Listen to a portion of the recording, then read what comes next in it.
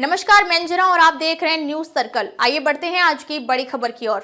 आज हम बात करेंगे उस दर्दनाक हादसे की जिसने पूरे देश को झकझोर कर रख दिया। 12 जून को अहमदाबाद से लंदन जा रही एयर इंडिया की फ्लाइट AI 171 टेक ऑफ के कुछ ही मिनट बाद दुर्घटनाग्रस्त हो गई। अब इस भयावह हादसे की जांच की पहली रिपोर्ट सामने आ चुकी है, लेकिन कई अहम सवाल अब भी अनसुलझे हैं।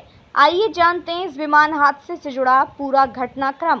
जांच रिपोर्ट में क्या क्या खुलासा हुआ है और अब तक क्या सवाल बाकी हैं। 12 जून की दोपहर 1:39 पर अहमदाबाद एयरपोर्ट से फ्लाइट AI 171 से लंदन के लिए उड़ान भरी। AI 171 ने लंदन के लिए उड़ान भरी, लेकिन उड़ान भरने के कुछ ही क्षणों बाद लगभग 650 फीट की ऊंचाई पर तकनीकी खामी के कारण विमान में थ्रस्ट खत्म हो गई और पायलट ने मेडे कॉल दी, जो किसी आपातकालीन स्थिति की सूचना होती है। इसके तुरंत बाद एयर ट्रैफिक कंट्रोल ने विमान से संपर्क साधने की कोशिश की, लेकिन कोई जवाब नहीं मिला। कुछ ही सेकंड बाद विमान एयरपोर्ट से लगभग 2 किलोमीटर दूर एक मेडिकल हॉस्टल की इमारत पर जा गिरा। इस भयावह हादसे में 270 लोगों की जान चलेगी। मरने वालों में गुजरात के पूर्व मुख्यमंत्री विजय रूपाणी, 241 यात्री और क्रू मेंबर्स शामिल थे। हादसे में केवल एक व्यक्ति जीवित बच गया। विमान में 169 भारतीय, 53 ब्रिटिश, 7 पुर्तगाली और एक कनाडाई नागरिक सवार थे। इसके अलावा 29 मेडिकल कॉलेज के छात्र और अन्य लोग भी इस दुर्घटना का शिकार हुए।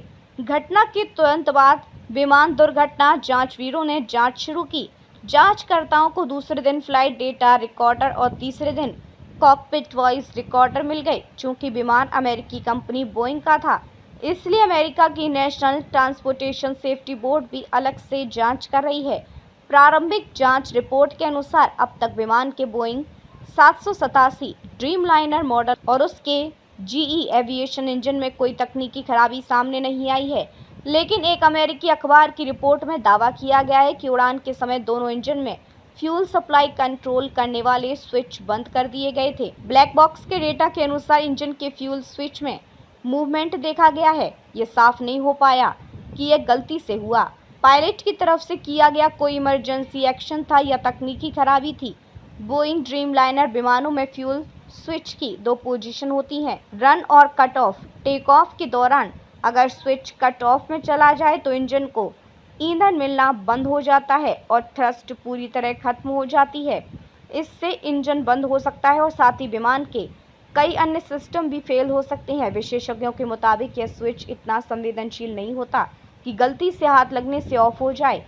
इसे ज़मीन पर ही ऑन ऑफ किया जाता है। अगर पायलट ने इमरजेंसी में फ्यूल स्विच बंद किया तो ज़रूर किसी इंजन खराबी के संकेत मिले होंगे। बोइंग की मानक प्रक्रिया के अनुसार डुअल इंजन फेल होने की स्थिति में पायलट को ईंधन स्विच ऑफ कर फिर से ऑन करना होता है। यह प्रक्रिया को विंडमिल स्टार्ट कहा जाता है। प्रारंभिक जांच में यह भी सामने आया कि हादसे के समय विमान में RET यानी रैम एयर टरबाइन एक्टिव था। इसका मतलब यह है कि दोनों इंजन पूरी तरह बंद हो चुके थे और विमान आपातकालीन पावर मोड में था। इतनी कम ऊंचाई पर इंजन को दोबारा स्टार्ट करना लगभग असंभव था।